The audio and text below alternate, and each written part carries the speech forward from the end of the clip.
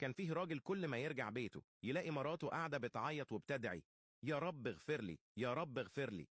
استغرب من حالها وسألها: ايه يا ولية، كل ما ادخل البيت الاقيكي بتعملي كده، في ايه؟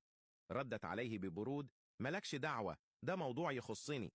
فضل الراجل محتار، فراح لابنه وقال له: لو شفت اسم غالي عليك صلي عليه واعمل لايك واشتراك. يا ابني ايه حكاية امك؟ كل ما ارجع الاقيها بتعيط وبتستغفر. قال له الابن: معرفش يا بابا، هي دايما كده.